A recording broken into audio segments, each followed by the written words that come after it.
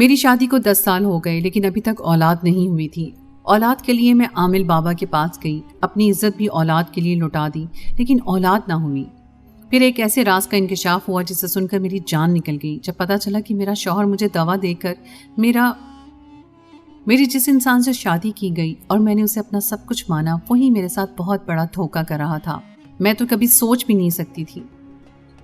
ہم لڑکیاں اپنے والدین، بہن، بھائی سب چھوڑ چھاڑ کر صرف ایک مرد کے لیے آ جاتی ہیں، اور جب وہی مرد ہمیں دھوکہ دے تو پھر انسان کے پاس کچھ نہیں رہتا۔ بچے کسی بھی عورت کی تکمیل ہوتے ہیں، لیکن میرا شوہر میرے ساتھ ایسا کیسے کر سکتا ہے؟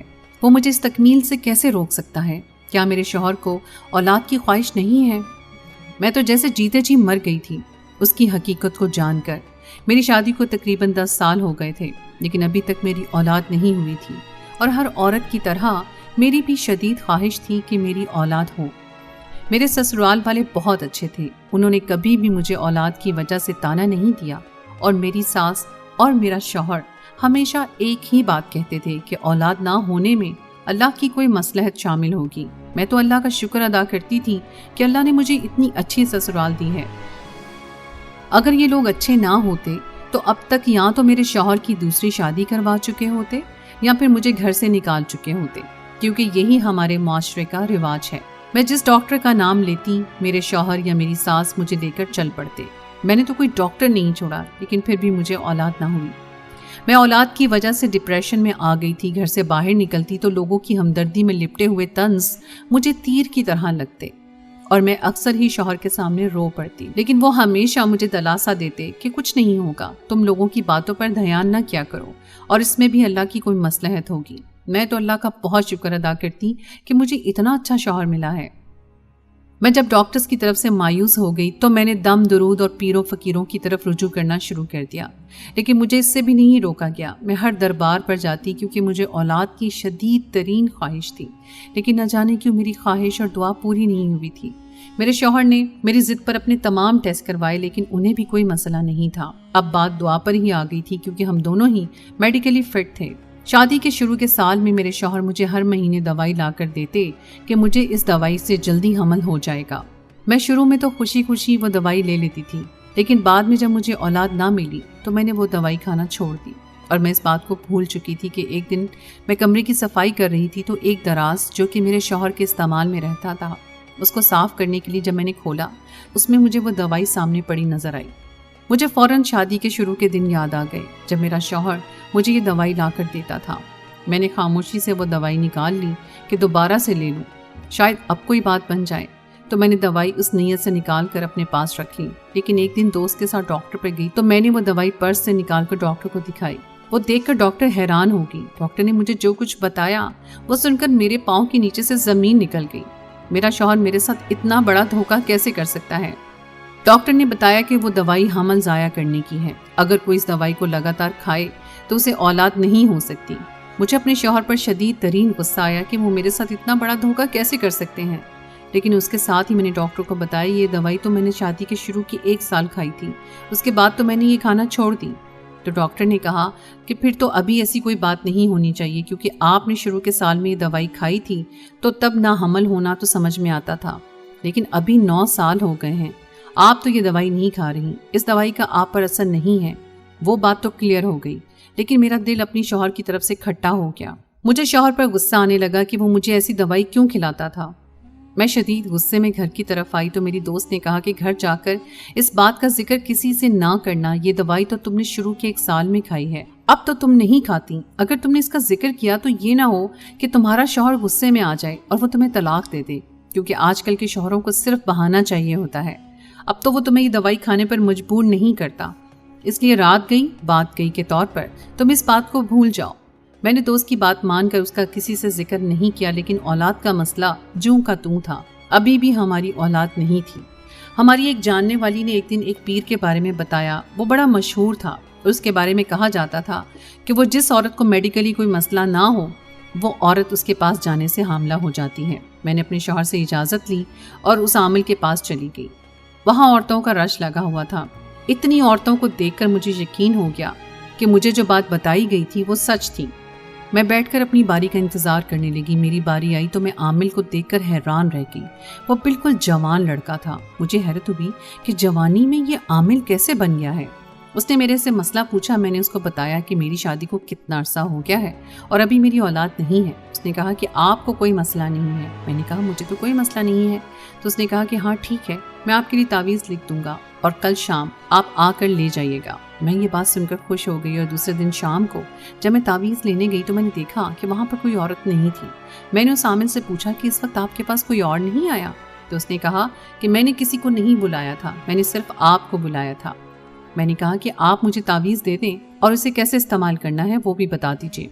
उसने कहा कि आप इस कमरे में आ जाओ। जब मैं कमरे में गई तो उसने कमरे का दरवाज़ा बंद कर दिया। मैंने हैरत से उसकी तरफ देखा तो उसने कहा कि तुम्हारा शौहर तो तुम्हें औलाद देने के काबिल ही नहीं, इसलिए तुम्हें मेरे साथ वक्त गुजारना पड़ेगा। मैंने उसकी बात सुनकर कहा कि मैं ऐसा नहीं कर सकती। तो उसने कहा ठीक है, तुम घर जाना चाहती हो तो बेशक चली जाओ और घर जाकर तुम इस चीज़ को सोचना। अगर तुम्हें ये बात मंजूर हुई तो मेरे नंबर पर कॉल करना और इस चीज़ की मैं तुम्हें गारंटी देता हूँ कि तुम्हें औलाद मिलेगी और ये बात किसी दूसरे से करने की ज़रूरत नहीं है, वरना तुम मेरे पास आई थी। ये सब बात जानते हैं और मैं ये इलाज करता हूँ, ये भी लोगों को मालूम है। मैं खामोशी से वहाँ से निकल आई और बहुत दिन इस चीज़ पर सोचती रही। मैंने सोचा कि इतनी सारी औरतें वहाँ जाती हैं, उनको औलाद हो जाती है, औलाद की खातिर ये कड़वा खून भी पीना चाहिए। मैंने उस आदमी को फ़ोन किया और कहा कि मैं तुम्हारी बात मानने के लिए तैयार हूँ। उसने मुझे एक मखसूस वक्त बताया और मैं उस वक्त उसके आस्ताने पर चली गई। मैंने औलाद की खातिर अपनी इज्जत की बोली लगा दी। अब मैं बहुत खुश थी कि मैंने अपनी इज्जत का सौदा तो कर लिया, लेकिन मुझे औलाद मिल जाएगी। लेकिन वक्त गुजर गया और फिर भी मेरी औलाद ना हुई। मैं इस आमिल के पास गई और जाकर उसे कहा कि तुमने तो गारंटी दी थी कि औलाद होगी, तो मेरी तो औलाद नहीं हुई है, अब तुम क्या कहते हो? उसने कहा कि आज तक ऐसा हुआ तो कभी नहीं, यकीनन तुम्हारे साथ कुछ ऐसा हो रहा है जो तुम्हें मालूम नहीं है। मैंने कहा कि किस किस्म की बात? उसने कहा कि तुम्हें मेडिकली कोई मसला है या फिर तुम्हें कोई दवाइयाँ दी जा रही हैं। मैं उसकी बात सुनकर खामोशी से घर आ गई और अब मैंने उस चीज़ पर सोचना शुरू कर दिया। मुझे समझ नहीं आती कि मुझे तो कोई दवाई नहीं दी जा रही, तो फिर ये सब क्या है? मैंने जितने भी लोगों से पूछा, सब ने उस आमिल की गारंटी दी कि जो भी उसके पास जाता है उसके पास औलाद ज़रूर होती है। मैंने सोचा कि मुझे एक दफ़ा फिर उसके पास जाना चाहिए। जब एक दफ़ा इज्जत का सौदा किया है तो दूसरी दफ़ा भी कर लेना चाहिए। मैं एक दफ़ा फिर उसके पास गई और जाकर अपनी प्रॉब्लम बताई। उसने कहा कि इस दफ़ा मैं तुमसे कोई पैसे नहीं लूँगा, ये मेरी ज़िंदगी का पहला केस है जिसमें औलाद नहीं हुई और अब की दफ़ा मुझे भी यकीन था कि औलाद होगी, लेकिन फिर वही हुआ, मुझे फिर भी हमल ना हुआ। अब तो मुझे इस चीज़ का तजस्सुस होने लगा कि ऐसा क्यों हो रहा है। जब मैंने आमिल को जाकर बताया तो उसे बड़ी हैरत हुई। उसने कहा कि अब इस राज तक पहुँचने में मैं तुम्हारी पूरी मदद करूँगा। अगर तुम्हारे साथ पहले कुछ ऐसा हो चुका है तो मुझे लाजमी बताओ। मैंने उसे कहा कि हाँ, मेरे साथ शादी के शुरू के 1 साल में ऐसा हुआ। मेरे शौहर ने मुझे दवाई ला कर दी थी जो मैं खाती रही, लेकिन अब मैं वो दवाई नहीं खाती। उसने कहा कि अगर तुम्हारा शौहर शादी के पहले साल में दवाई खिला सकता है तो वो अब भी तुम्हें कोई दवाई ज़रूर खिलाता होगा। तुम अपने शौहर पर नज़र रखो। मुझे उसकी बात सुनकर गुस्सा आने लगा कि वो मेरे शौहर के बारे में ऐसी बात क्यों कर रहा है। मेरा शौहर मेरे खिलाफ जाएगा ही क्यों? लेकिन आमिल की बात में दम था, इसलिए मैंने घर आकर शौहर के ऊपर नज़र रखना शुरू कर दी। एक दिन मैं वज़ू करने वॉशरूम गई तो मुझे याद आया कि दुपट्टा बहुत बारीक है, मुझे दूसरा दुपट्टा लेना चाहिए। मैं अचानक से बाहर आ गई तो मैंने देखा कि मेरा शौहर मेरे वाले दूध के गिलास में कुछ डालकर मिला रहा था। मेरे पूछने पर मेरा शौहर कुछ घबरा गया और उससे कोई बात नहीं बन रही थी, लेकिन मैं तो उस वक्त खामोश हो गई। उसने भी समझा कि बात टल गई, लेकिन मैंने इस बात का शदीद नोटिस लिया, फिर उस पर जाहिर नहीं होने दिया। उस दिन तो मैंने दूध पी लिया, लेकिन मैं समझ गई थी कि वो मेरे दूध में कोई दवाई मिलाकर मुझे पिलाता है। इससे अगले दिन मैंने दूध का गिलास बदल दिया और अपना गिलास शौहर के लिए रख दिया। अब मैं रोज़ाना ऐसा ही करती। जब मैं आगे पीछे होती तो मैं छुप कर देखती, जब एक गिलास में वो दवाई मिला चुका होता तो मैं चुपके से वो गिलास उसे दे देती और उसके वाला गिलास खुद पी लेती। इस सारे सिलसिले में 1 महीना गुजर गया और मैं हामला हो गई, लेकिन मैंने इस बात की भिनक भी शौहर को नहीं पड़ने दी और दूध बदलने का सिलसिला जारी रखा। जब 3 माह गुजर गए तो मैंने शौहर को बताया। वो मेरी बात सुनकर बहुत ज़्यादा परेशान हो गया। मैंने उसे कहा, क्या आपको औलाद की खुशी नहीं हुई? तो उसने मेरे सामने मसनूई खुशी जाहिर कर दी, लेकिन एक बात जिसे देखकर मैं बहुत खुश हुई और हैरान भी कि मेरी सास हकीकी तौर पर बहुत खुश थी। उसने फ़ौरन मिठाई मंगवाकर सारे मोहल्ले में बंटवाई और मेरा सदका भी निकाला, लेकिन मेरे शौहर के किसी अमल से भी खुशी जाहिर नहीं हो रही थी। उससे एक बात तो जाहिर हो गई कि मेरी सास इस सारे सिलसिले में मेरे शौहर के साथ शामिल नहीं थी। मैंने देखा कि मेरे शौहर ने कुछ और किस्म की गोलियां लाईं और मेरे दूध में मिक्स कर दी। मुझे मालूम हो गया कि वो मेरा हमल ज़ाया करवाना चाहता है। मैंने वो दूध का गिलास भी बदल दिया। मैं उसकी आखिरी हद देखना चाहती थी। मैं चाहती तो उस वक्त उसको रंगे हाथों पकड़ सकती थी और उससे सवाल कर सकती थी, लेकिन मैं अपने शौहर की आखिरी हद देखना चाहती थी और देखना चाहती थी कि वो ये सब क्यों कर रहा है। मेरे शौहर ने वो दूध का गिलास पी लिया तो 3 दिन ऐसा ही होता रहा, लेकिन शायद वो गोलियां बहुत पावरफुल थी। उससे मेरा शौहर बीमार हो गया और इतना बीमार हुआ कि उसे हॉस्पिटल ले जाना पड़ा। अब मुझे लगा कि ये राज खुल जाएगा और मेरा शौहर मुझसे सवाल करेगा, और मैंने सोच लिया कि इससे पहले कि वो सवाल करे मैं उससे सवाल कर दूं। मुझे उसको वापस घर आने का इंतजार करना था। क्योंकि मैं बीमार थी इसलिए मेरी सास ने मुझे हॉस्पिटल नहीं जाने दिया था। मुझे शौहर के वापस आने का इंतजार करना था। मेरा शौहर वापस आया तो उसने मुझसे एक लफ्ज़ भी ना कहा और उसका रवैया देखकर मैं भी खामोश हो गई।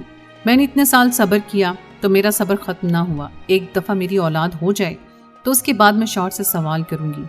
मेरे शौहर के दिल में भी चोर था, शायद इसलिए उसने मुझसे कोई सवाल ना किया, और उस दिन के बाद से हमारी रूटीन भी बदल गई। मैं सिर्फ कमरे में एक दूध का गिलास लेकर आती जो शौहर को दे देती। खुद या तो मैं किचन में पी लेती या कह देती कि मेरा दिल नहीं है।